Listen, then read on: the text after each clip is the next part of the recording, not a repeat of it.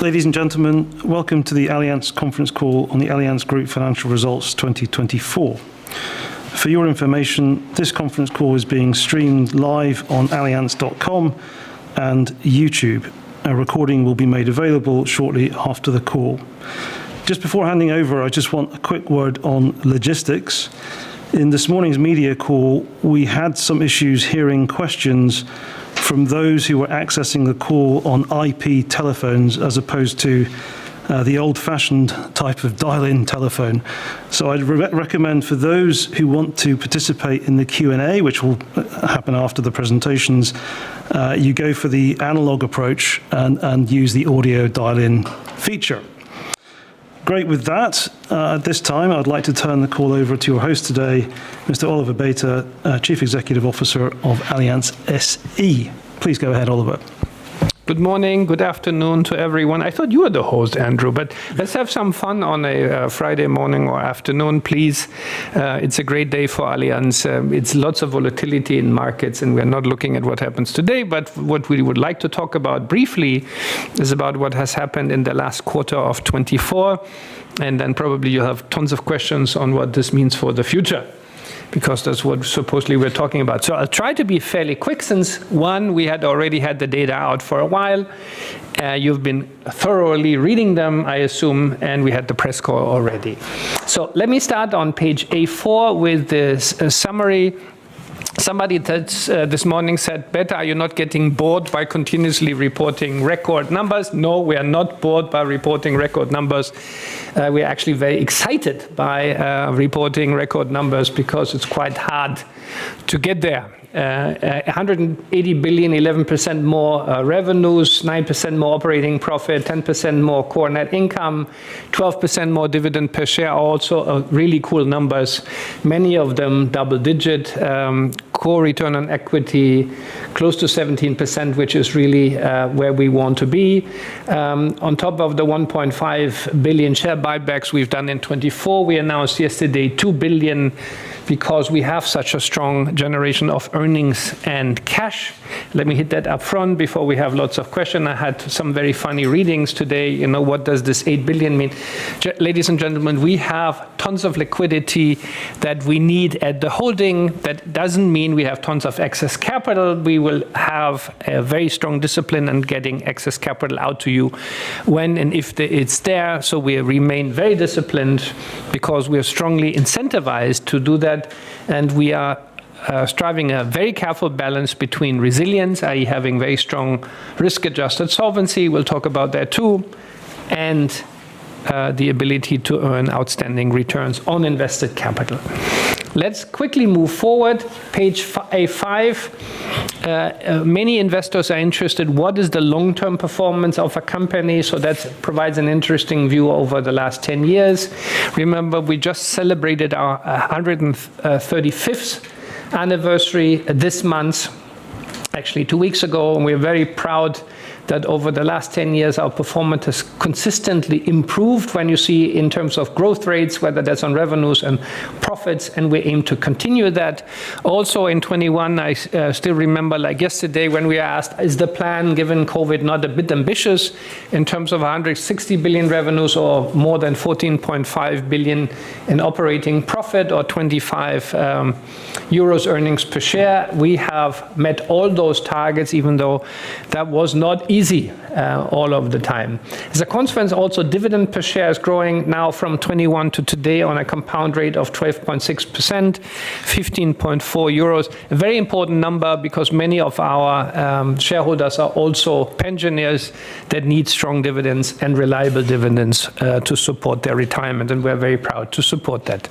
Now, great finances are the outcome of a strong enterprise. There are very, very strong limits, in my opinion, to financial engineering. Therefore, highly satisfied customers and highly motivated people are at the core of a corporate success. Page A6 tries to demonstrate that very clearly. Interestingly enough, we had a slight dip last year in customer satisfaction because of the very strong price increases we had to take to protect our shareholders' margins, particularly in property casualty. So despite very strong investments in the brand, you see the brand performance continuously improving also last year in our products and service qualities. Customer feedback was very strong, and we need to work on them. Only outstanding products and also price value perception protects us and protects our margins. So that's an interesting reminder, particularly on what we would call loyalty leadership. You see there the 3 data points. There's so a little bit of a plateauing, so we're going to give us an extra push to bring loyalty leadership to 60% plus. And you will see that in the targets. On employee satisfaction and motivation, we have now achieved benchmark status in our industry. We're very proud of that. And with that, I hand over. Just on branding, because a lot of people says, why is brand important? For those that are not experts on it, Net Promoter Score, in terms of the willingness and ability to recommend Allianz, one of the most important things is brand. And in terms of purchasing decisions, ladies and gentlemen, don't forget a product that is low involvement, like auto insurance, in the mind of many consumers. The power of the brand is the only thing they see for a purchasing decision. If you are a cynic, you'll say, I don't care anything else than full price. If you ever had a bad claims experience, you think again. And therefore, the brand, as it stands for, and the trust in the brand remains super important, and in my personal opinion, will massively increase in importance going forward.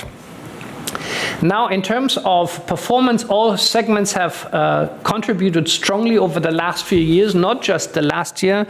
Again, the reason why I show this, the story is consistent over time, and we look forward to that also over the next 36 months for our plan, when there's tons of data to support the performance, whether that's consistent internal growth, whether that's consistent expense ratio improvement, and making sure we get effective price increases into the motor portfolio, which has been under most pressure on retail.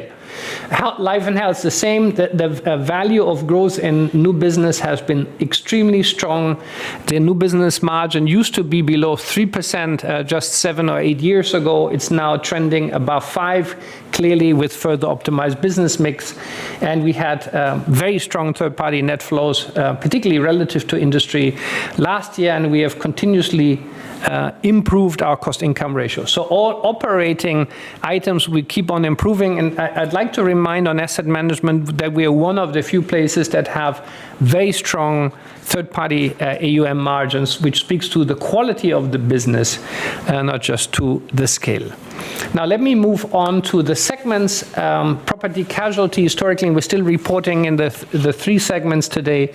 Growth momentum, strong profitability, balance between commercial and retail, and very strong ambitions for 2027, 9.5 billion approximately in operating profit. That equates, has a component of it that is about 6 to 7% revenue growth. Just to give you a benchmark, that's about double of what we had historically.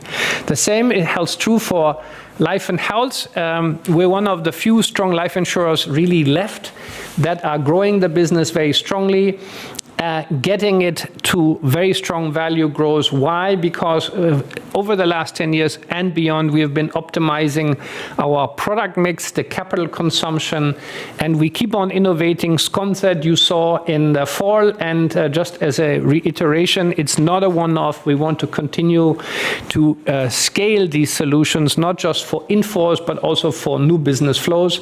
So by 2027, we want to have about 6 billion in operating profit. That means we need and want to grow operating from unit-linked and health and protection more strongly than the rest of the portfolio. Again, the question will certainly come, why 6 billion, why not more, given where you are? Please keep in mind, this year we're going to discontinue the joint venture with UniCredit, so that will have a sort of downward effect at the beginning of the cycle. Asset management performance, very strong flows, 85 billion third-party net flows last year. If you, by the way, look at profitability, again, we had some questions. Isn't 4% up relative to prior not a little bit too little?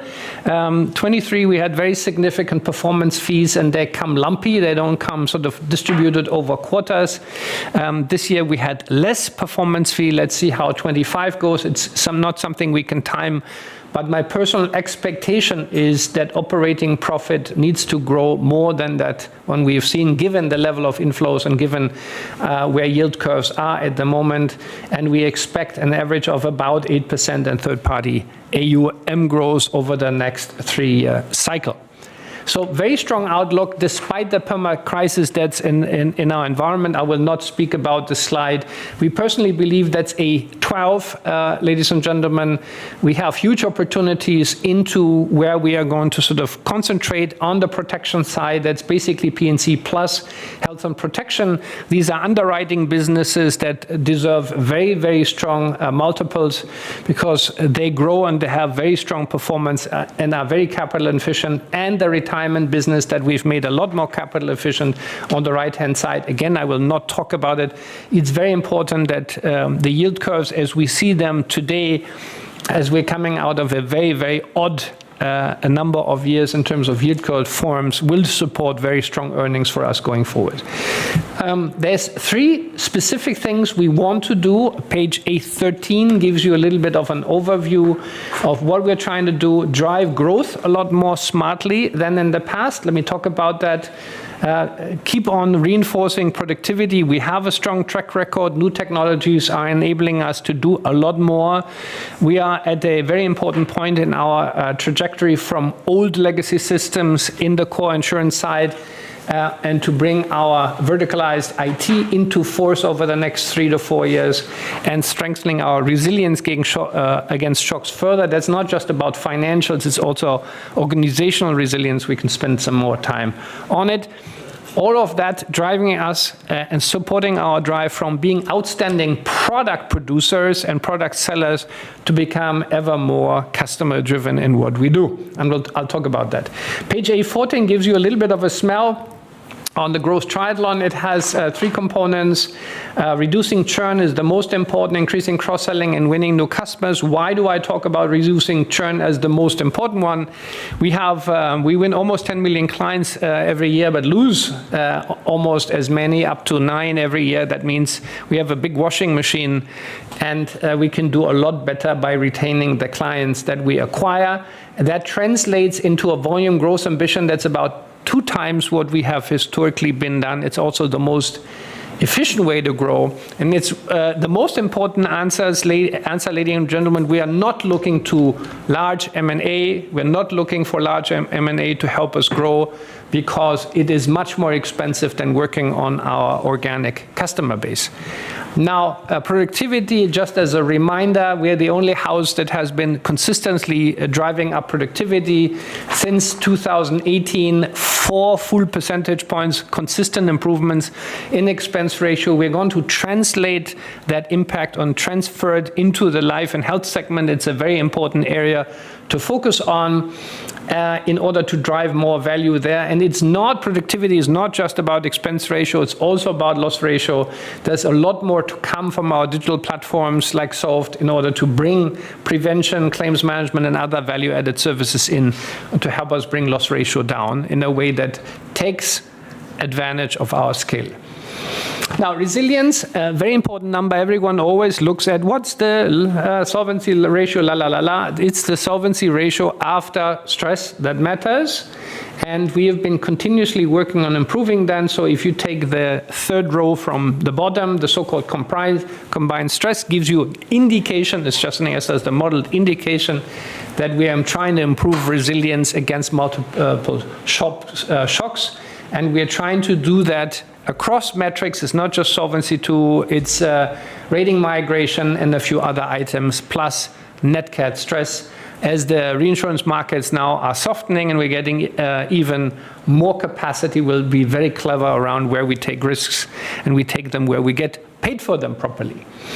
Therefore, uplifting ambition. This is just repeating what we said at the Capital Markets Day. That's my last comment before I hand over to Claire-Marie in this respect. We're not changing the numbers that we have communicated at the Capital Market Days. We're just confirming now that we have ample opportunity to deliver on them. So we're very confident, despite the sometimes horrific political environment, we can do that. So moving EPS growth up to 7 to 9%, capital generation on Solvency II 24 to 25%, ROE north of 17, payout ratio 75%. Again, the technicians will ask, how do you calculate that? Claire-Marie will be delighted to tell you how we calculate that. And on customer satisfaction, making sure we have more than 60% loyalty leaders. We have to be firm and up the ante now. It hasn't been easy, to be fair, in a high inflation environment. By the way, also with regards to life crediting rates.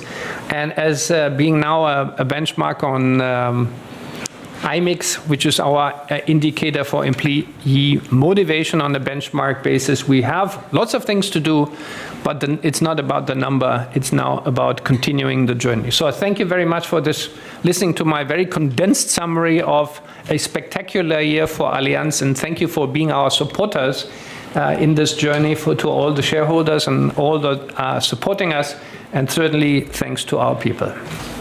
Claire-Marie. Thank you very much, Oliver. So good morning, good afternoon, everyone. As mentioned already by Oliver, we have achieved in 2024 a very strong performance, and we have reached record results on multiple dimensions, from our life and health top line to our operating profit, also in various segments, net income, and our ROE as well, now standing almost at 17%. More fundamentally, those results clearly demonstrate two things. One, our ability to navigate a complex environment as we are tapping into the resilience of our business. And secondly, our constant focus on value creation for all stakeholders. If I go into more details on page B3, you can see our top line is at 180 billion, which is up 12%, and here all segments are contributing. Similarly, on the operating profit side, as well, all segments contributing to the growth, which is 9% compared to last year, and we are emerging at 16 billion.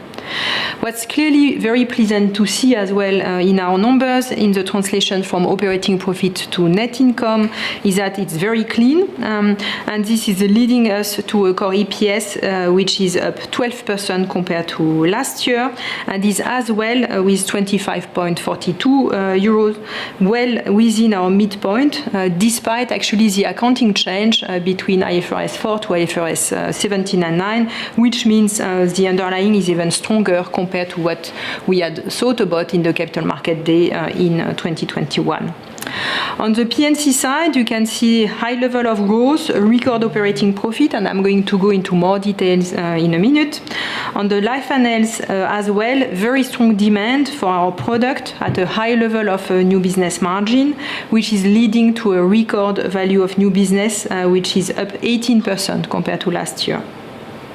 On the asset management side, our third-party net flows are at 85 billion for the year, which is 4 times the level of 2023, which, together with the strong focus we had on profitability, both on the expense side and the focus on the good margin level on the asset under management, which is partially offset by the lower level of performance fees, as Oliver already mentioned, is leading to an operating profit which is up to 3.2 billion.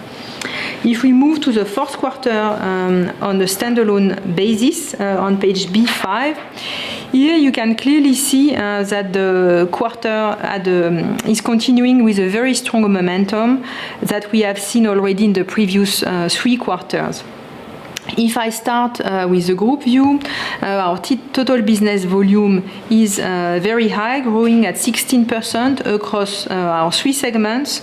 Our operating profit is high as well at 4.2 billion, which is our strongest quarter for the year, and is as well our record operating profit level in a single quarter for the Allianz Group ever.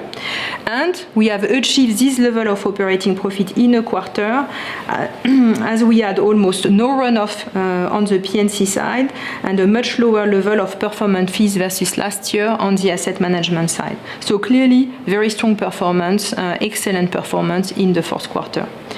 If we look at the P&C segment on a standalone basis, you can see a high level of growth at 11%. That level of growth is the highest level of growth we have seen in the year, in the quarter. And within that 11%, we have 5% of volume growth. Our combined ratio is at 94.7. That's clearly higher compared to the combined ratio level we have seen in the previous quarter. And that's entirely linked to the very low level of runoff that we have seen in the fourth quarter on a standalone basis. And here you need to see, and we will come to a minute to that one, that our investment results have been particularly high in the fourth quarter. And we also have seen positive developments in our attritional and in our expense ratio, which basically gave us an opportunity to do tactical strengthening of our balance sheet. So this situation is leading us to an operating profit that is up by more than 20% compared to last year and emerging at 1.9 billion. Which is very strong. On the life and health side, you can see very high level of growth, which is in the continuation of the third quarter, and that growth has actually been emerging across the portfolio. This is a growth of high quality with a new business margin at 5.5%, and this is leading to a value of new business which is up 17% compared to last year. On the asset management side, our revenue growth is positive despite the lower level of performance fees that we have seen this year. By the way, last year was rather on the high end. We have seen 17 billion of net flows in the quarter stemming from our both asset managers, and we have a very, very good cost-income ratio for the quarter at 60%, which is leading us to a good level of operating profit in the quarter. So as you can see very clearly, the fourth quarter is a very strong base towards 2025 on which we can build on as we move into the new year. Let's move to page B7 and let's have a look at the solvency ratio development. So our solvency ratio is up 3 percentage points. As Oliver already mentioned, we have a reduced level of sensitivities overall. And in addition to the point that Oliver already made on the combined stress test, what you can also see if you revisit with a bit of a longer time period and you look against 2021, the combined stress test has halved its effect compared to that point in time, which basically now means that after shock, we are above 180% solvency ratio, which is within our comfort zone. So clearly demonstrating the progress we have made in terms of resilience of our solvency ratio during that period. If you move to page B9, you can see that for the full year, we have produced 20 percentage points of operating capital generation, which is fully in line with our expectations. And the fourth quarter on a standalone basis has also produced a strong level of operating capital generation, fully in line with our expectations and similar to the one we have seen in the third quarter. In addition, in the fourth quarter, we have seen a positive effect coming from the model changes, and we have two effects that are contributing to a partial offset of that effect. First of all, we had a market impact, which I think is a bit higher compared to what some of you may have anticipated. That's linked to the fact that we have seen a bit of decoupling on the yield side between the US and the Europe yield curve. And secondly, we had a twist in the European yield curve that you cannot anticipate because our stress is with a parallel shift and not with a twist, obviously. And the second effect is the fact that we have a higher dividend accrual to reflect our performance that contributed also to the development of the solvency ratio. So clearly, capital generation is a focus for us, and in 2025 we'll be continuously working on our earnings, on our capital consumption as well. We expect at least 20 percentage point as a 20 percentage point of operating capital generation in 2025, and we will continue to execute towards 24 to 25 percentage point operating capital generation ambition we have given to us as part of the Capital Market Day in December. Let's move to P&C on page B11. On this page, which I think is very nice and really demonstrating the quality of the growth across the portfolio, you can first of all see the strong level of growth, which is at 8%, has been supported as well by some hyperinflation effect stemming from Turkey and Argentina.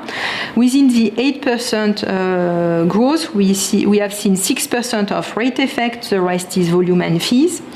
And if you were to compare the rate change on renewal quarter after quarter, you will see that our rate momentum has been decreasing in the second half of the year, in particular linked to the United Kingdom and AGCS. And we have seen also a volume pickup during that period. From a line of business perspective, if you look at the full year, we see that motor retail has been growing above 11% for the full year. And also on the mid-corp side, we have seen a growth which is above 11%. And that's very much reflective, I think, of the commercial strategy we have started in 2023. So on the page per se, you can see that the growth is very well spread among our flagship OEs. You can see that on Germany, France, Italy, Australia as an example. You can see as well that AGCS is an exception to the rest of the portfolio on that page, has seen a decrease, mainly related to the fact that we have lower volume in ART, so Allianz Risk Transfer, and we also have been selective in our underwriting, so focusing on our preferred line of business and also being careful on financial lines and cyber in particular, given where the rates are there. On partners as well, you see a 3% growth. Clearly on partners, the growth has been split into two parts of the year. First part of the year, we had to do some remediation into the portfolio, in particular on the health side, to address the inflationary effect. And in the second half of the year, we have seen very strong level of growth in the portfolio of partners. In particular, the fourth quarter has seen 14% growth. If we go to page B13, here you can see that our operating profit is up 14%. That's driven by both the insurance service results and the investment result. And if you look at the walk, if you look at the walk, you can see in particular that, so you can see those two emergence from those two effects. So we emerge at 7.9 billion of operating profit, which is ahead of our midpoint outlook. If you look at the year-on-year development of our operating insurance service results, it's plus 16%, and this is made of both the growth of our revenues, which has been 8% year-on-year, and then the margin expansion. So our combined ratio is emerging at 93.4, which is at the lower end of our outlook range. And you can clearly see in the split, right, the expected improvement in the expense ratio. Our undiscounted attritional loss ratio has also improved. By the way, if you correct a bit the development of our undiscounted attritional loss ratio for New Caledonia and the Arch transaction, then you get to an undiscounted attritional loss ratio of 71 to 71.5, which is exactly what we expected to see, and is also in line, I think, with what I would use as a reference for 2025 onwards. What you can see as well clearly, we had a lower level of Nat Cat compared to our expected cat load of 3%, which is also a strong outcome and demonstrates the strength of our underwriting, because we are below our 5-year average, while the rest of the insurance market is above the 5-year average. So it's very much, I think, resonating with with the view I provided at the Capital Market Day, where the volatility of our own loss ratio is much lower compared to the rest of the market. Clearly lower level of runoff for the reason I already mentioned previously. If we go to page B15, which is a very good page that's clearly highlighting the overall quality and breadth of our portfolio. You can see as an example the output of the work that has been done by the team in the UK or in Australia to address the inflation and also to enhance our positioning in the market that is showing up in the operating profit. You can see Germany that is emerging with almost 18% improvement of operating profit despite the high level of Nat Cat we have seen in the second quarter. You can see in Italy, Central Europe or Switzerland with excellent level of combined ratio. AGCS is down in operating profits. That's due to runoff and higher level of Nat Cat. And Partners is actually emerging with 11% growth in operating profit, which is fully in line with our capital market day expectations. If we go to page B17 and we have a look at our investment results, you can see that they are up 10%. Our interest and similar income emerged for the year at 5 billion, which is approximately 400 million above our guidance from last year. And that's linked to two effects mainly. The first one is that we have seen higher short-term rates in 2024 compared to what we were anticipating, and we also had some positive contribution from our hyperinflation countries, in particular in the fourth quarter, into that number, which basically means that it has created room in the fourth quarter on the underwriting side, which is reflected in the very low level of runoff that you have seen in the fourth quarter already. Our interest accretion is at minus 1.2 billion, which is fully in line with what we were anticipating at the beginning of the year. For 2025, I expect on the investment results side to see slightly lower level of investment results, as we are going to see higher level of interest accretion, basically paying for the discounting we have seen this year. And also I expect a slightly lower level of interest and similar income for the reason I just mentioned. So let me recap on P&C. We are clearly well positioned for 2025 as we build on 2024. In retail, we expect growth in a supportive rate environment, and in commercial, the situation is for us to be nuanced by entities, but the level of rates clearly gives room for focused growth and also for us to tap into some of our distinctive entities like Partners as an example. If I move to life on page B19, clearly excellent page. You can see the high level of quality and breadth of our growth momentum. Our PV and BP is up 22%, and that double-digit growth is across the portfolio. It's clearly highlighting the demand for our product. What is also super pleasing to see as an example is the German health business that is growing almost at 35% compared to last year, which is clearly the output of having worked structurally on the products and having products that are offering better features and also higher service quality compared to many competitors on the market. So this growth, as I mentioned, is of high quality. We have an excellent level of new business margin, and we are growing in our preferred line of business at 94%. Our value of new business is at 4.7 billion, which is up 18% compared to last year. Also, I think worthwhile to note is the fact that we have seen positive net flows in our life and health portfolio since the first quarter of this year.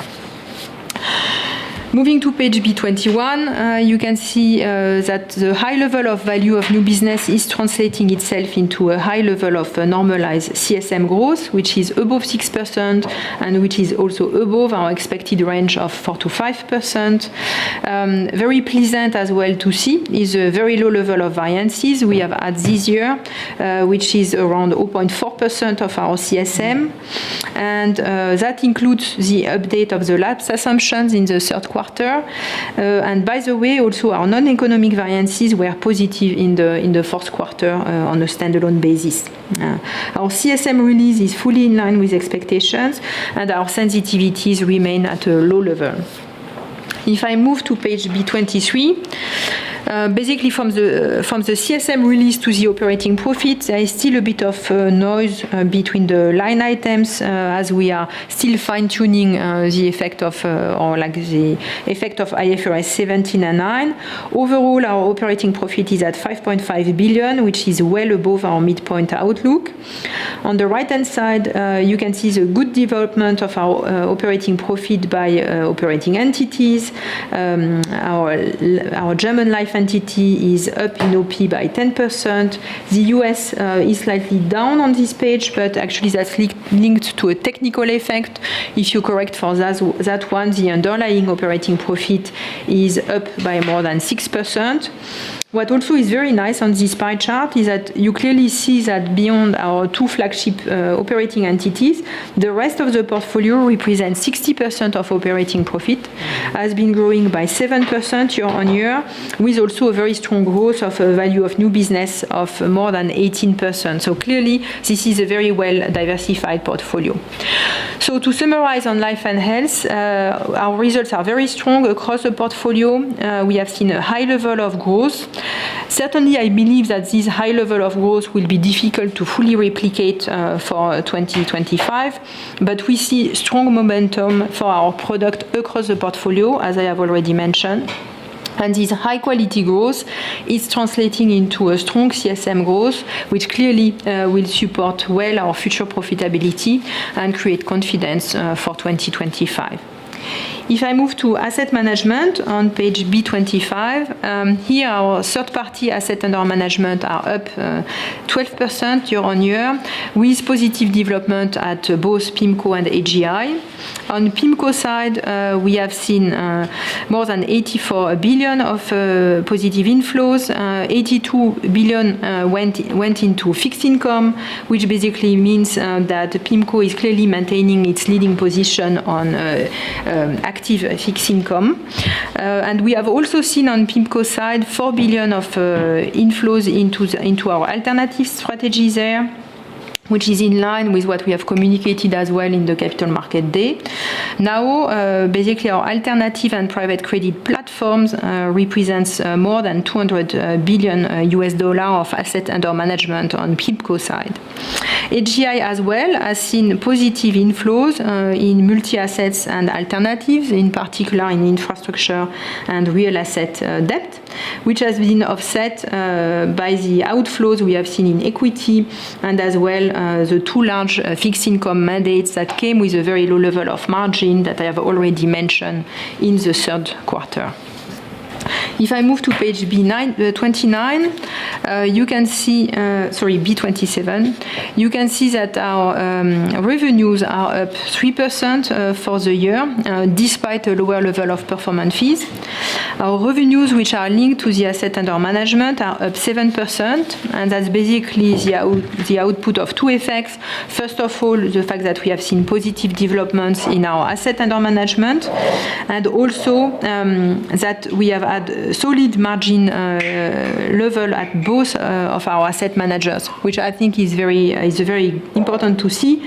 A good example of that will be that as part of the stable margin development on PIMCO side, as an example, the contribution of the alternatives is now more than 20% of the revenues, as I was already mentioning for PIMCO. If I go to page B29, you can see that our operating profit is at 3.2 billion, which is slightly above our guidance for the year. Our operating profit, excluding performance fees, is up by more than 10% in 2024. And by the way, for the fourth quarter on a standalone basis, it's up by more than 20%.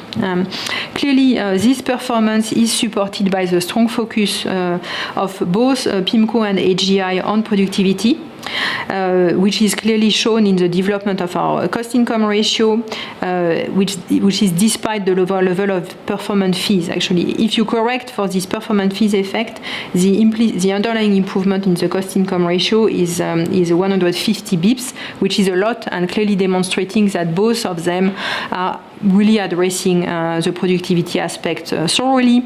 They are leveraging new technologies, actually both on the front end and on the back end, to deliver that outcome. So overall, both asset managers have had strong contribution in 2024. We have seen as well positive inflows at the two of them, and this momentum has been continuing in January and will position us well for 2025. Page B31, I'm going to skip, and let's move to remittances on page B33. Well, you can see that our remittances are at 8.1 billion for the year, which is a healthy level that is quite close to 2023. This corresponds to a net remittance ratio which is above 90%, which is also ahead of what we have mentioned at the Capital Market Day, which was 85%. That's clearly for me demonstrating the ongoing discipline that we have in place within the group in terms of management of the upstreams. In 2024, we have had 400 million less excess capital upstream compared to 2023, which basically means that the underlying remittances are up 6% compared to 2023.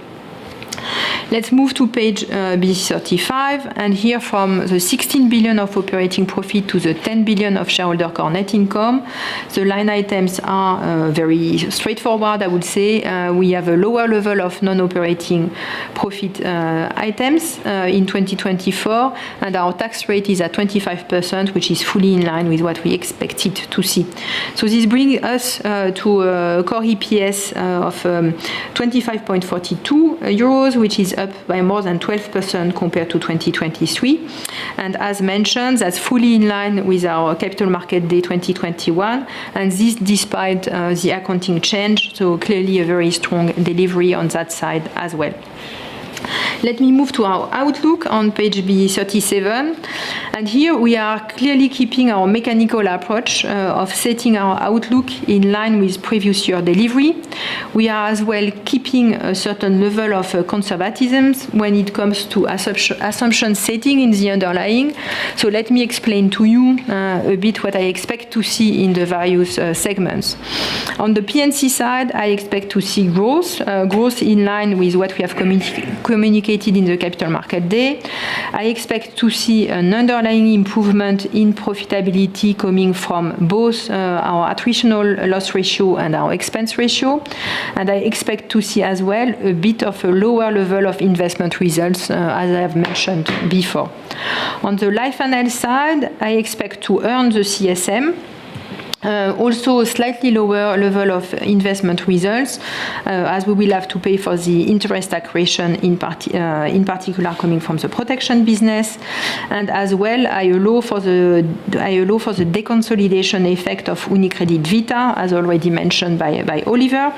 And on the asset management side, I do not take any market assumptions or any assumptions related to the timing of the performance fees, and I just allow for the slight increase of the asset under management, which is supporting, I just allow for the increase of the asset management, which is supporting the slight increase in the overall operating profit outlook. So clearly our commitment from the Capital Market Day in December is completely unchanged, and the share buyback we have announced today is supporting our EPS trajectory, and will as well, and is as well very much in line with what we have communicated already in terms of overall capital management policy. Let me conclude on page B39, where clearly the group had a very strong year in 2024 with record results on many dimensions. Those results demonstrate our ability to consistently deliver value in a complex environment. And during the Capital Market Day in December, we have set for ourselves ambitious targets. And as you can see on this page, and as you have heard from me when going through the numbers, our performance in 2024 gives us confidence in our ability to deliver this ambition. And with that, I hand over back to you, Andrew, for questions. Great, thank you, Claire-Marie. Just some housekeeping points on questions. I mentioned earlier that we had some problems receiving questions if you're dialing on IP phones, so I strongly recommend you use the old-fashioned approach. If you are using a normal phone, it's *5. If you want to try on the web version, there's a talk request button on the top right-hand corner. We are going to do our usual rule, which is restrict yourself, please, to 2 questions, and then if we have time, we will go for some follow-ups. Great. So with that, I think the first question is from Andrew Baker of Bank of America. Go ahead, Andrew. It's Andrew Baker, Goldman Sachs. Thank you. Sorry, Goldman Sachs. That's okay. There's a lot of Andrews. First one, are you able to just help me try and link the 2025 guidance to your 3-year plan? So if I look at your, obviously the 7 to 9% EPS CAGR, it includes an operating profit CAGR of assumption of 6%. Yeah, the midpoint of the 25 operating profit guidance is flat versus 24. So, and even the upper end of the 25 guidance is 6% growth versus 24. So do I read this as 25 guidance is relatively conservative and you expect to be above the midpoint? Or is the 3-year plan more back-end loaded? And if it is the latter, can you just help me understand sort of what the drivers are that leads to this back-end nature of the plan? And then secondly, are you just able to quantify the benefit in the 2024 P&C investment result from the hyperinflation countries, and what should we expect this to look like in 25 versus 24? Thank you.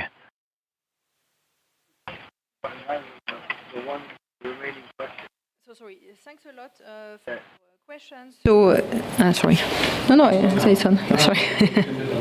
Yeah, okay, sorry. No, it was already there. Thanks a lot for your question. So maybe let me start with the second one on the hyperinflation effect. So clearly, what we have seen in the fourth quarter, we had high level of hyperinflation effect, and we had also a strong contribution from the US dollar that has been strengthening that has been contributing positively in the valuation and other results. So you can take from that one that it's around 100 to 150 million euros, and basically we have not taken any assumptions when it comes to the effect of the hyperinflation country into our guidance at this point in time. So you can, we consider that you can use a steady state guidance we have given now. That would be a fair reflection of what you should expect from that perspective. If that makes sense, right? So that's basically what we have done. Yeah. The first question was on the the first one was on the guidance to the CMD. On the guidance, yeah. So clearly, we are not changing our guidance against the CMD, and we do not expect our plan to be back end loaded. So as I've mentioned, we have taken a certain set of assumptions which are fairly conservative in the environment, but also I think the current environment is a complex one, very clearly. But that's the way you should be reading our current outlook. Yeah. Okay, thanks, Andrew. The next question is from another Andrew. This is Andrew Sinclair from the correct institution, Bank of America. Go ahead, Andrew.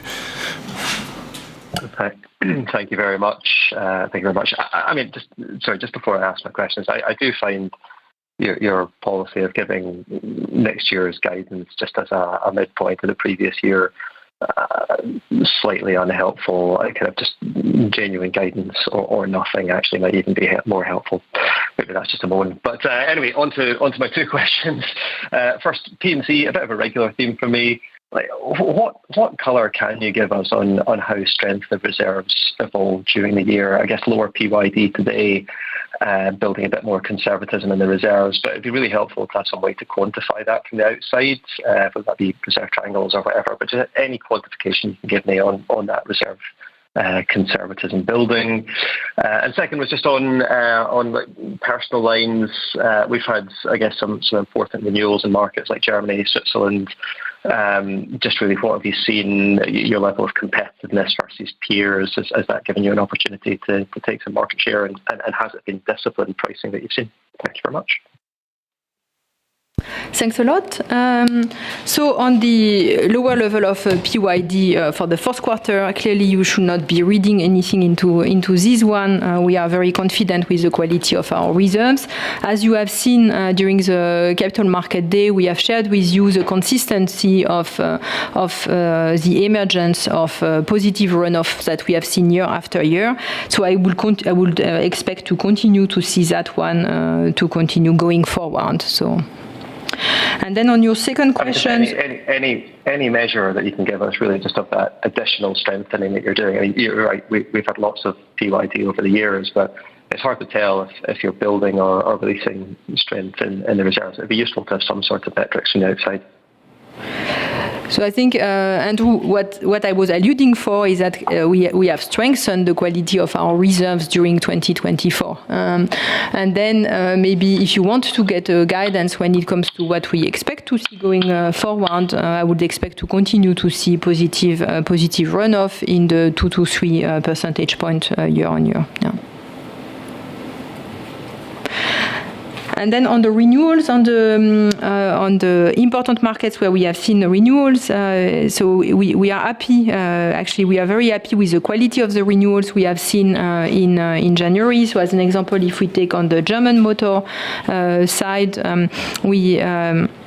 we have been growing our number of policies. We have also achieved the highest level of retention ever into our motor book, as an example. So we have been clearly gaining market share, and it's also like supportive in some of our other markets, clearly. Very good. Thank you very much. Thanks, Andy. Next question is from Michael Huttner of Berenberg. Go ahead, Michael. Yeah, congratulations on lovely results. I had two. One is, if I think about your profits, so to me the guidance is that the profit growth is not 8% or whatever, but it's the dividend growth at the 12%, or even if I look at the buyback, the 2 billion versus 1.5, so kind of indication that the profitability is kind of ramping ahead. But your CFO, about 3, I think, used to say, well, if I have a source of losses, that's a turnaround. So I was looking for potential turnarounds. You have virtually none left. The only one I could find, and it's only in Q4, is the partner business, where the combined ratio was 99%. That's a big business with not great profitability. So you kind of talked about it a little bit, but maybe you can say how quickly or why it was so not so great, and how quickly you can improve it. And the other question is is really just simple numbers, and there are lots of simple numbers. I'll ask 3, and I hope it's not a pain. So dollar sensitivity of earnings, that'd be massive. You used to report it 2 years ago. The second is the inflows in January. I think you might have said it, but I missed it. And the third is the LA wildfire costs. Thank you.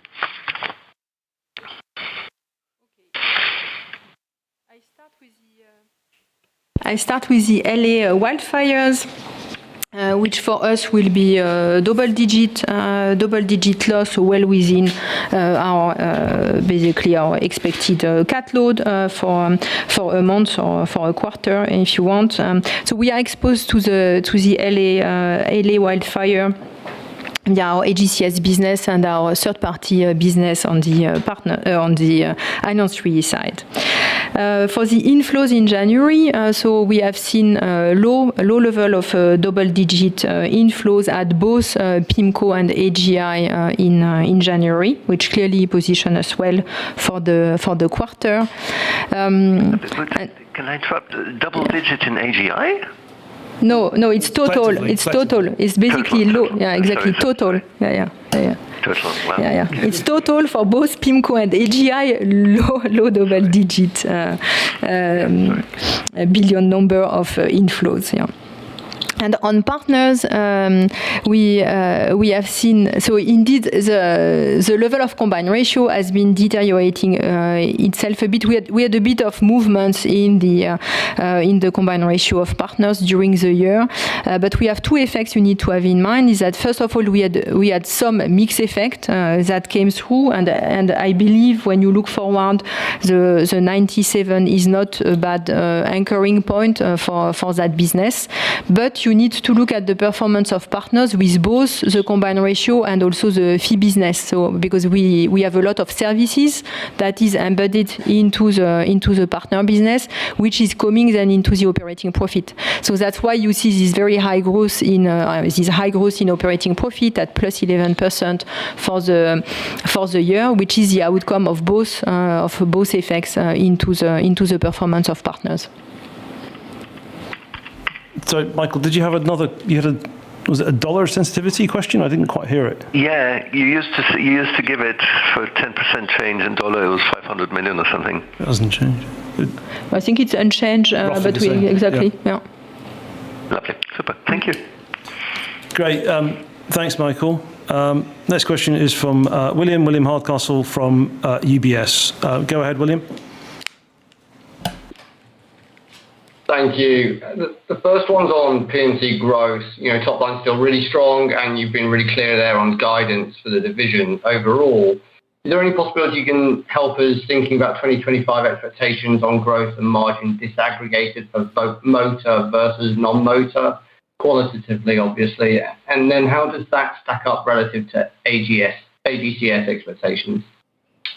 Second one is just thinking about any major deviation that may have happened year over year on reinsurance protection that you're purchasing, whether it be price, coverage, terms and conditions, or all very similar year over year. Thanks. Okay. Maybe I start. Indeed, I think like for P&C, as you rightfully say, right, I expect growth development in terms of top line really in line with what we have communicated in the Capital Market Day, so 6 to 7%, right?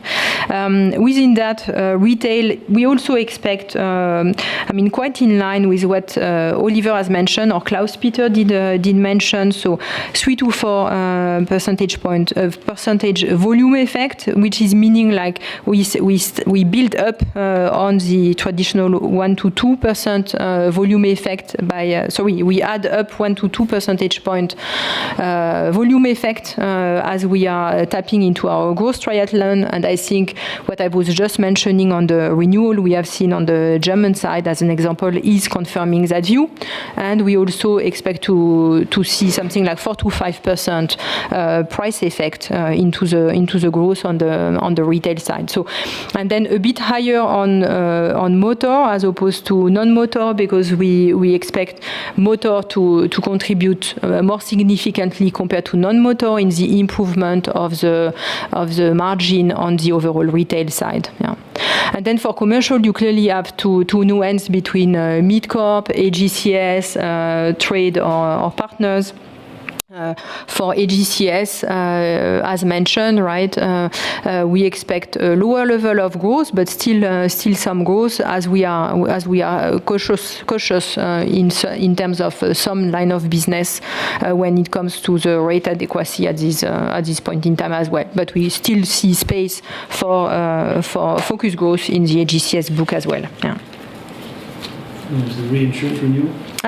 On the reinsurance renewal, so we have renewed so we have changed slightly some of the features of our reinsurance structure, but it's broadly unchanged compared to what we had in place before. And we have seen, despite the fact that we had some of our cover or some of our reinsurance protection that was a bit impacted by some losses, we were able to renew at slightly lower price compared to previous year. So a good outcome of the reinsurance renewal period for us. Yeah. Great, thanks, Will. Next question is from James Shuck of Citi. Go ahead, James. Thank you, and good afternoon.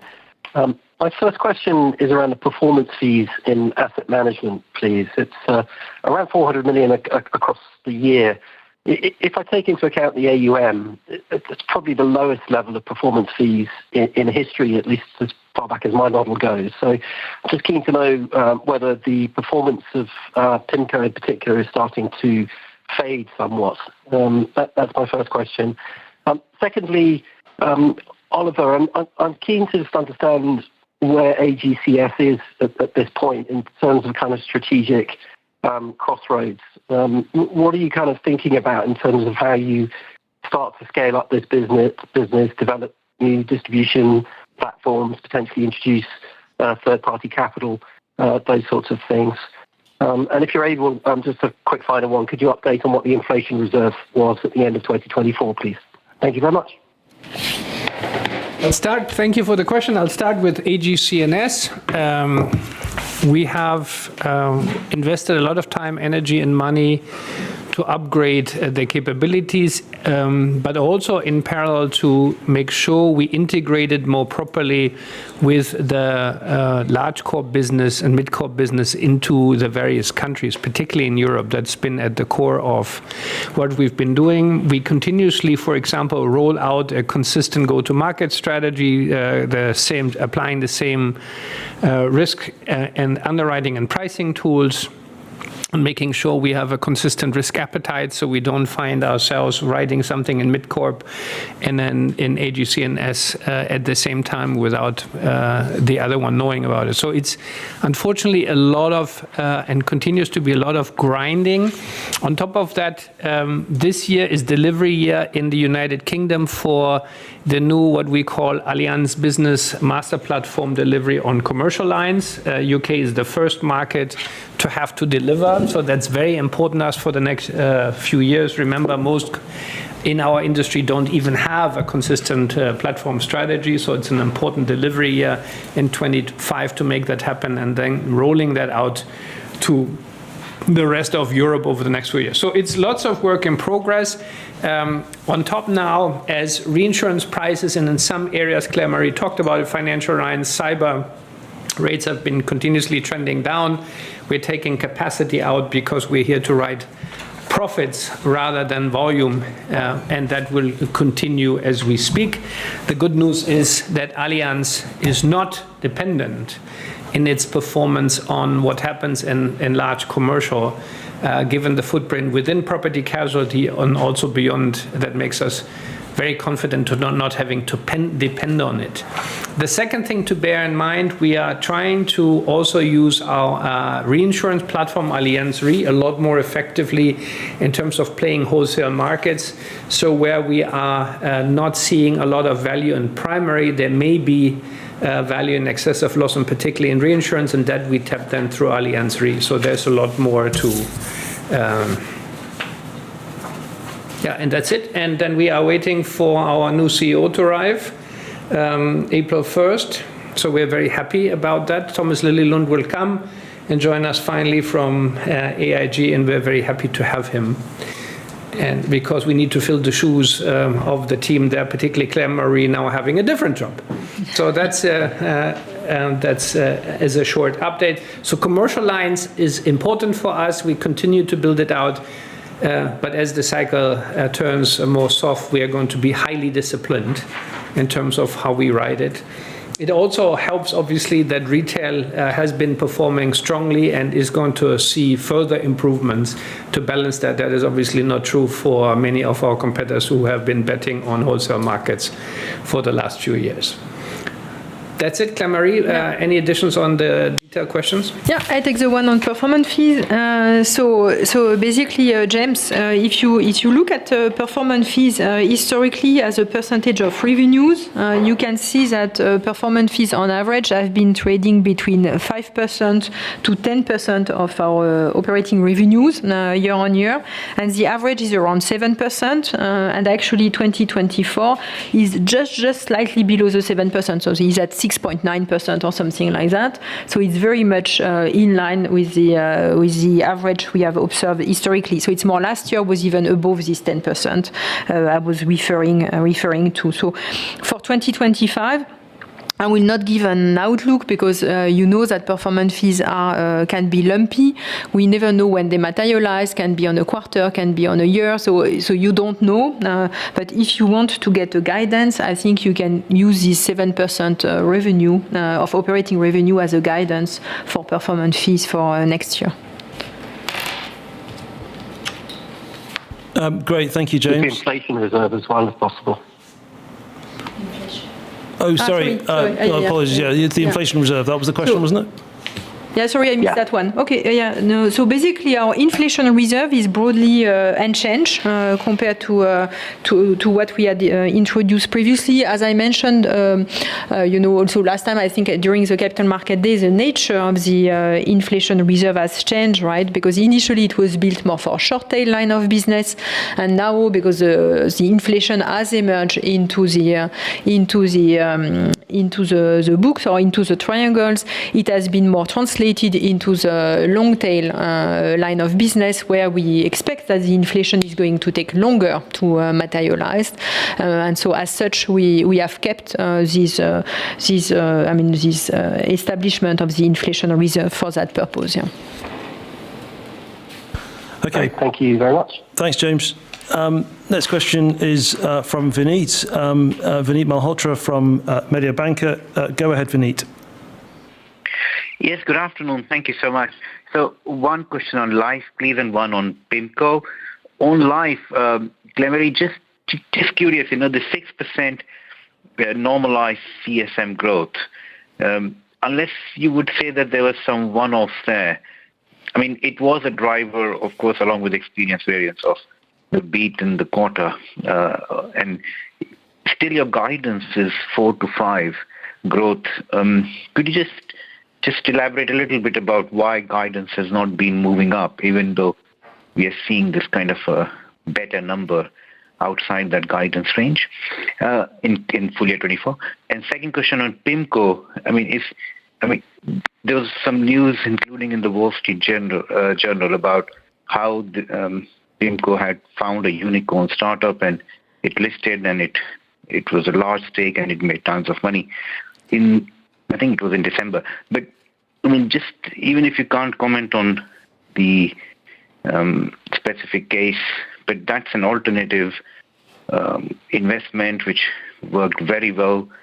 Should we not have seen it in performance fees, or should we have seen it in the regular fees? So I'm just curious how these situations are reported in PIMCO's case. Thank you. Yeah. So first of all, on the point on the normalized CSM growth, right? So last year the guidance was 4 to 5%. So now I mentioned that my normalized CSM growth is expected to be around 5%. And you have one effect which is related to the fact that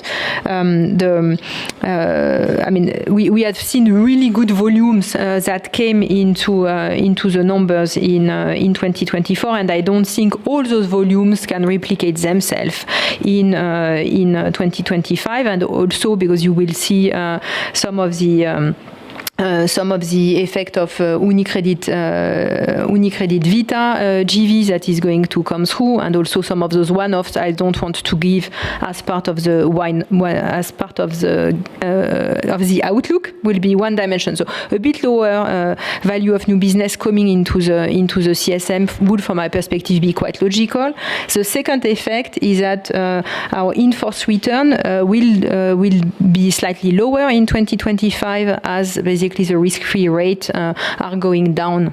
So that's also the second effect that is explaining why I don't think you can use a 6% normalized CSM growth as being the fair guidance for 2025. And on your second question, so you are I mean, you are right. There was this comment that was done in the Wall Street Journal, and you are fully right that I cannot comment on it. It's clearly related to various type of investments. It has been going into different portfolios. If that would be the case, so that's really related to the agreements that are between PIMCO and the investors into those funds. So even if that will be the case, I will not be in a position to comment on those. So on your more generic question, clearly we would expect that this will materialize itself depending on the agreement, more under the shape or form of performance fees at some point in time. But please understand that I mean we don't know all the details into the funds, and I can clearly not comment on that side. Thanks, Emily. Great. Thanks, Vinise. Next question is from William Hawkins from KBW. Go ahead, William. Hi, everyone. Thank you. Oliver, coming back to your opening remarks about earning outstanding returns on invested capital, we've already covered a lot of things, but across the whole business, where do you think you're getting the best marginal returns on capital that you're deploying in 2025? I like slide 14 about the smart growth, but that's kind of quite high level. If you just tell us, from everything we've talked about, the one or two things where you feel most bullish, that would be great, please. And then secondly, Claire-Marie, maybe, when you're hedging your financials, can you just remind us your prioritization in terms of managing down volatility, the metrics across IFRS, solvency, earnings or capital or whatever? And are you finding that there are any particular kind of trade-offs you're having to accept, that, you accept volatility in one area because you're trying to solve for something else? I'm not asking for a technical point. I'm just trying to remind myself, when you're managing volatility, what the priorities are. Thank you. Let me answer a little bit differently, because we always think about LOBs and geography, right? Or maybe a channel. The highest area of attention for the team now has to be on managing customer retention. So the effects are across loss ratio, expense ratio, and many other items. I want to come back to this point around depending how you run the numbers, whether you include partners or not, because you have a lot of one-off purchases of travel insurance. And I'll lead you to core retail business, acquiring between 8.5 and 9.5, 10 million clients every year and losing about 8 to 9. So we have enormous churn in the system that's fairly expensive. So just to give you a number, if we are a top quartile customer acquisition machine in Europe, in the core, where the core of P&C retail is, if we were as strong on retention as we are on acquisition, the net growth of the company doubles. It literally doubles. And there's many levers attached to it. We need to change the way we incentivize distributors, which we're already doing. We need to change the way we underwrite and price in some areas, because we do a lot of let's open the house and get everybody in and then pick and choose, to how do we think about, how we manage certain customer interactions in an intelligent way, because we treat everyone the same. Even though we have very different lifetime values for clients. So that's, if you'd ask me, where's the most value-added spend of management attention on capital, it's there. Cross-selling, by the way, successful. We have, on the one hand, a very polarized world in Allianz. We have many clients have 3, 4, 5, 6, up to 10 products I have, and then we have 50% of clients of Allianz have only one.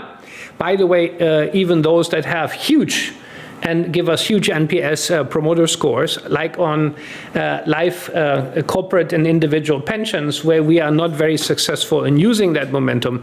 So that's the other area. It sounds a bit odd, so it's not what is the marginal on property insurance in France. That would be the wrong way to look at it. Sorry for that question. So this is where all the attention goes. The prerequisite for that is, by the way, that we really know what drives these things. So having the analytics in place, and we've worked a number of years now, and now we do know. Yeah, and maybe on your questions on hedging, so basically on the maybe on the operating profit side, when it comes to currency risk, we are not hedging. But on the investment side, our currency risk is very limited, because we because we have the is very limited, as we have like the currency hedging, which are basically playing a role there. So that's the way we are thinking about hedging our financial volatility. Also on the investment side, so basically, as I was just mentioning, so on the fixed income, we do hedge for currency risk in particular. Yeah.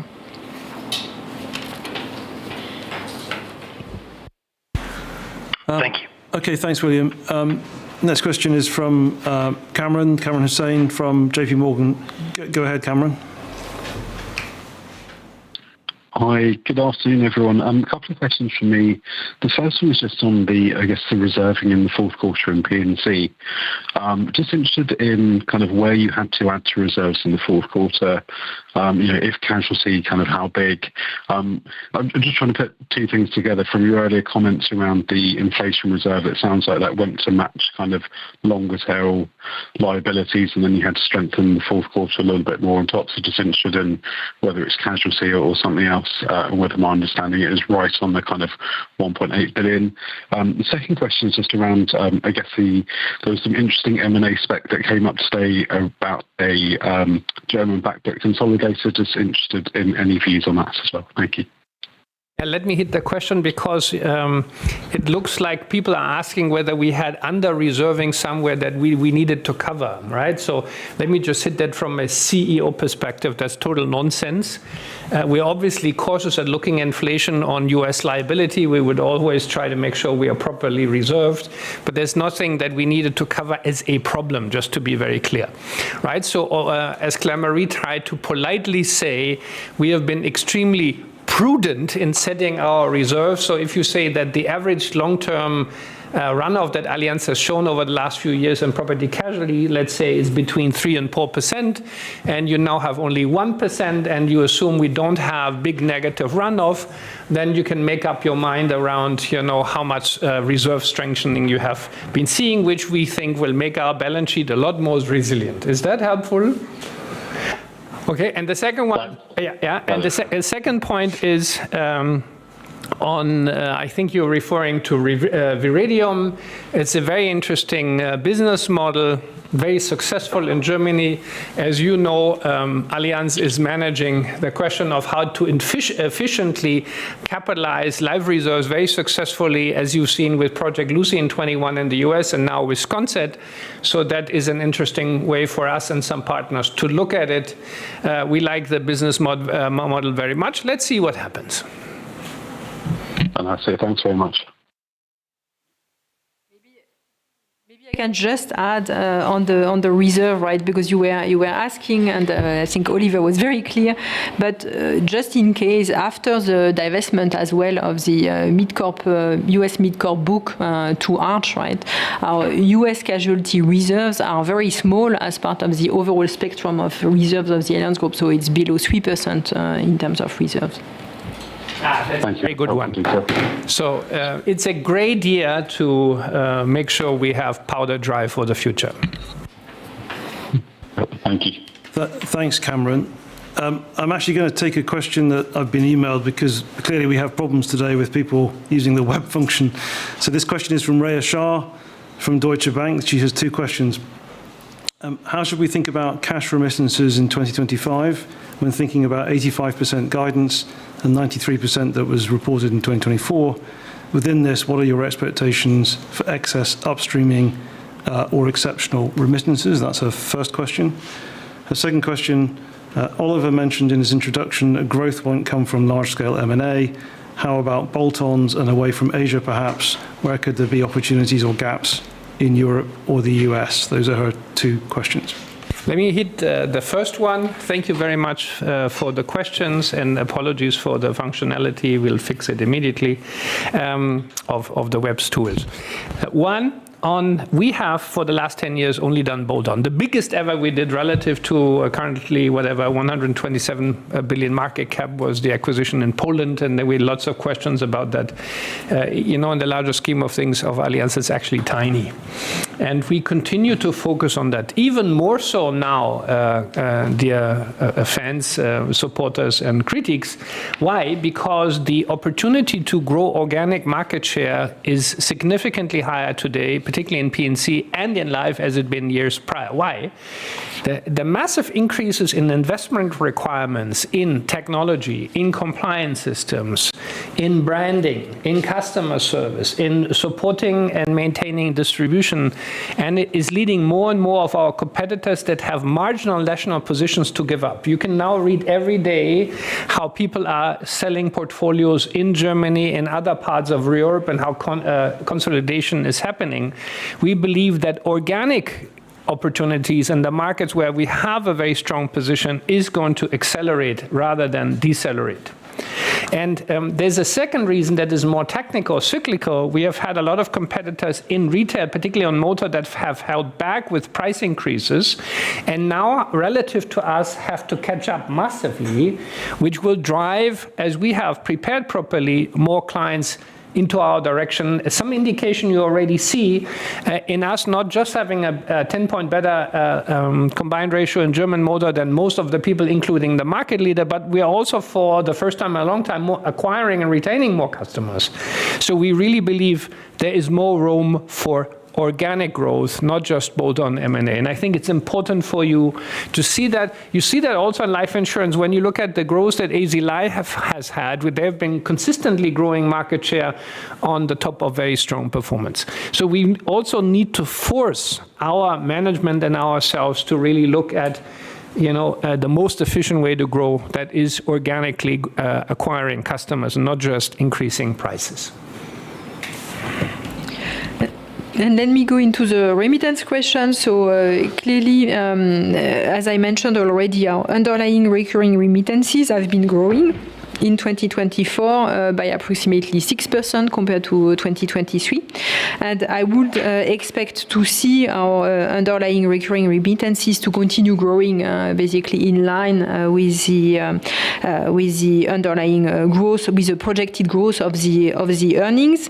In addition to this one, so in 2024, we have seen a bit less of excess cash remittances compared to 2023, but I continue to expect this approximately 1 billion of excess cash to come year on year, more or less, but it's obviously lumpy, so you never really know exactly when it's coming. So if I mean, to give you a guidance, I would expect something like 8.5 billion of net remittances for 2025, and then above 9 billion of remittances for 2026 and 2027 for us to meet our commitment of an above 27 billion of total cash remittances over the period.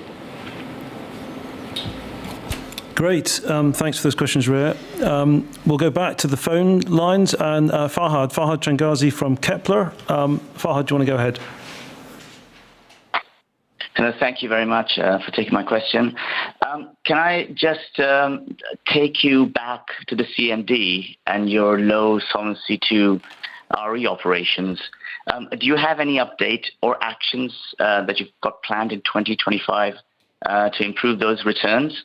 And the second question, just because you've given the guidance now, on the operating capital generation, life S2 operating cap gen was lower in 2024.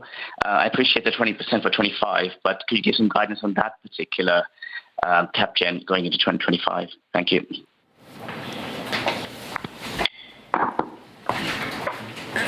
So basically, you're right.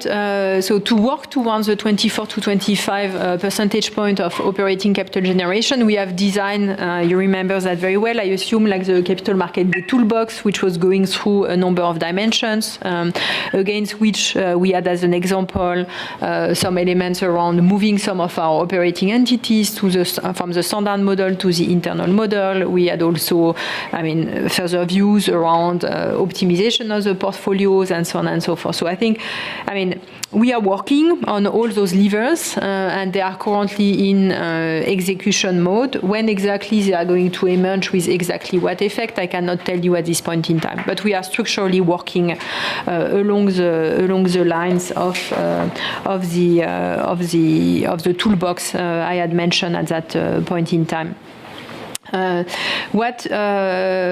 your point on the lower level of operating capital generation for life in 2024 compared to previously, you are right. We have seen usually what we see is that we have a higher level of the new business in life is consuming less capital versus the old business. That's quite logical because we are growing in our preferred line of business.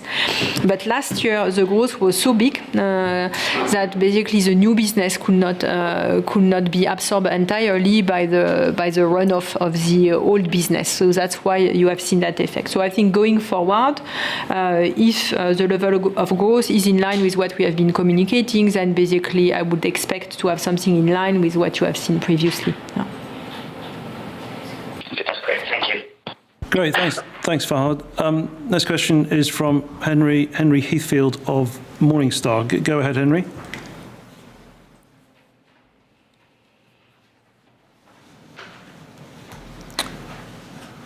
Henry, is your line on mute?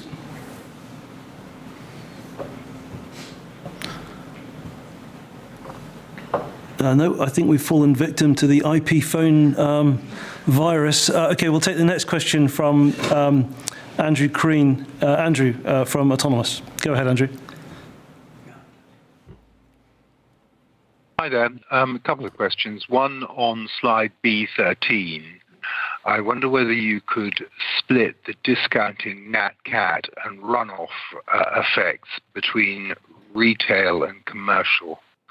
And then the second question on your 26% stakes in the Indian businesses with Bajaj. Could you give us a sense of what you think the value of those are relative to what you're carrying them in the books for?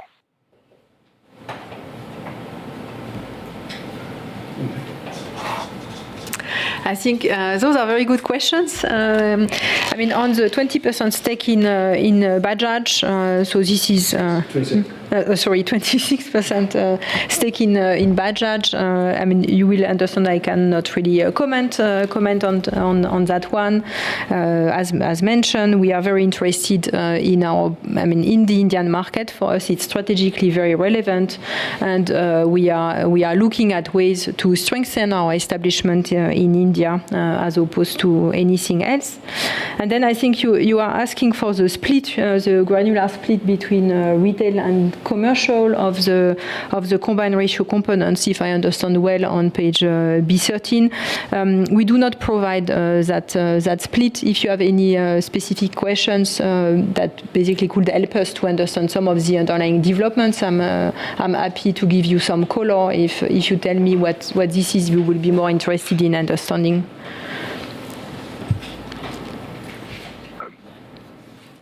Sounds like a better ask later.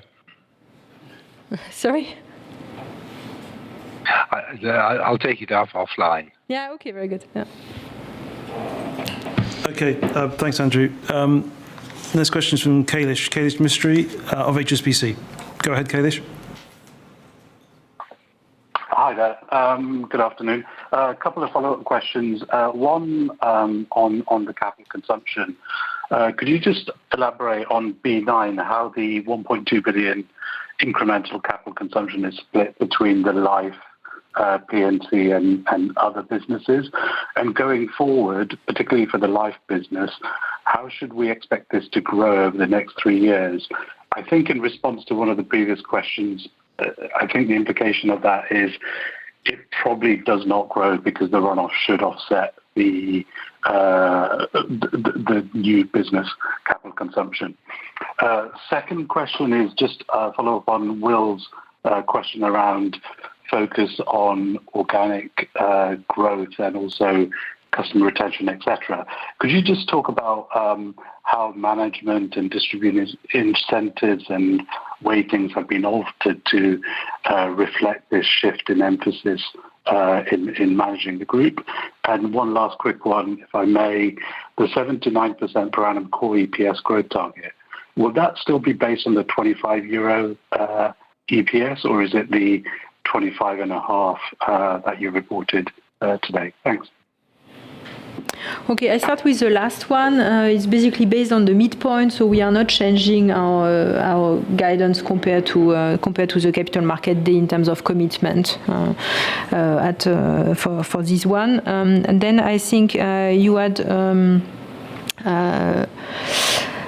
Now I've just lost your second question. The components of SCR growth. No, and then what was the second one? The trajectory for life SCR growth. And there was one with Oliver. Is there any change in incentivization? Exactly. Let me before Claire-Marie answers the technical question. So the question is very good. The first one is, in order to really start to drive retention, you need to know the numbers and you need to know what drives it and what doesn't. And we've needed quite a few years across products and markets to build a database. Then incentives are super important. We used to incentivize retention to a certain point, but not net growth in policies.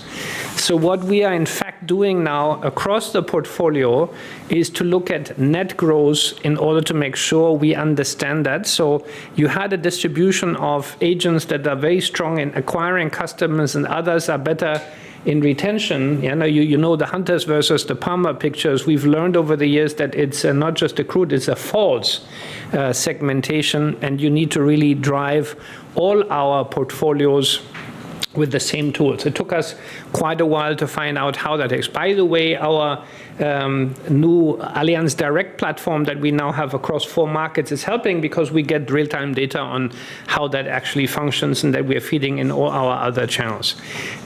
It's also true that we are, for example, incentivizing customer segment or product experts. Think about group pension experts to not just anymore focus only on that, but having super incentives. We call them boosters. We can talk about that offline in order to drive retention and cross-selling much more strongly. So the change is holistic. We launched that last year.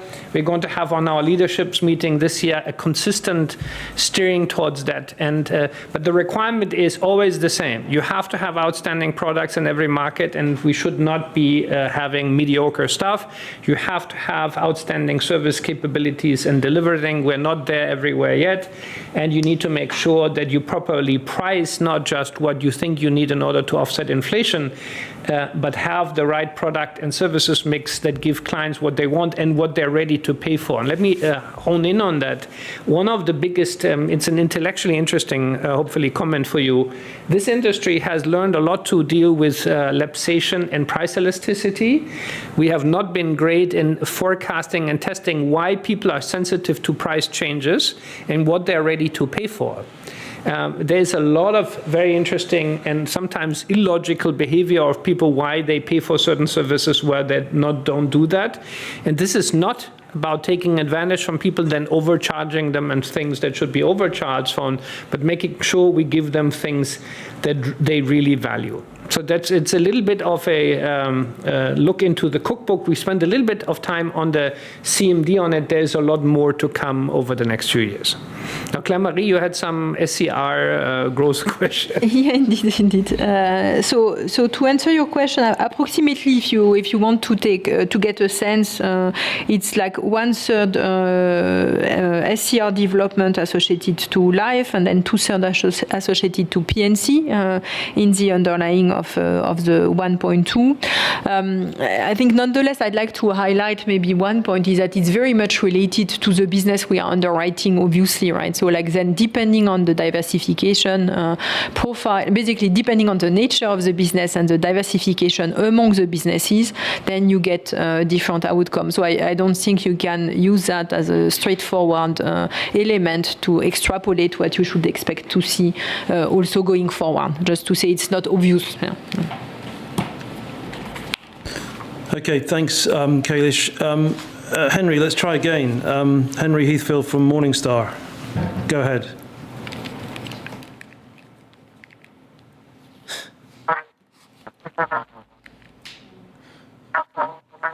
No, Henry, I'm afraid we can't hear you. I think this is, if you're on an IP phone, it's not working today. Okay, so we got some follow-ups, and let's keep these follow-ups sharp. So, Michael, a quick follow-up from you, Michael Huttner from Berenberg. Go ahead. Thank you. A very quick follow-up. The life seems to be the biggest area for beat, and you said you're still fine-tuning how it works. Can you give the rough thinking of where it's come from? Because it's not all CSM. There's other bits, and it would really help. Thank you.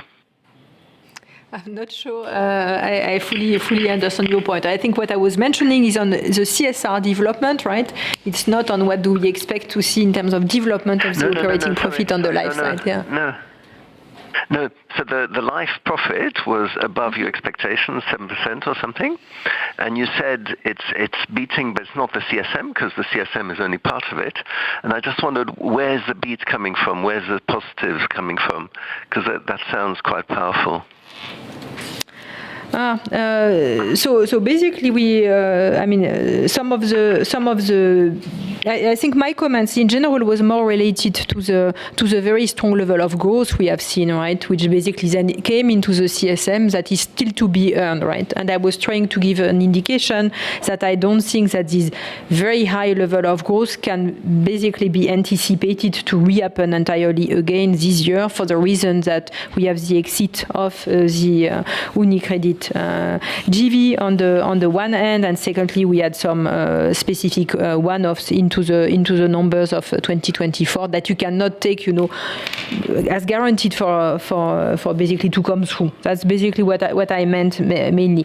Then maybe to your point, and I think maybe you are alluding to the fact that we had some positive variances that came between the CSM release and the operating profit, which there is more an effect of so we had some better variances, in particular in the first quarter, that are related to two effects mainly. The first one is that we had a better experience compared to what we were expecting in the French health portfolio that supported positively that line item. And secondly, we had some negative correction that took place back in 2023 on our AZ Life portfolio that did not happen again because they were expecting to be one-off in 2023. So those are the main effects that explain some of that development in the first quarter. Super helpful. Thank you. You're welcome. Okay. Next follow-up. William, go ahead. William from KBW. William Hawkins from KBW.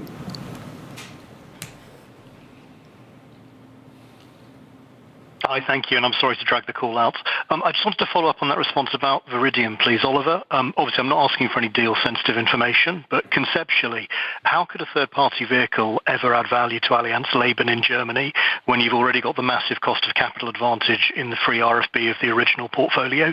It seems to me Germany is a completely different situation from the US where you're deploying Sconset Re. So I'm just trying to get clear in my mind, what am I missing in terms of what can happen in Germany? Thank you. I think you're not missing anything, but as you well know, I'm not allowed to answer your question, even I would be super keen to answer it.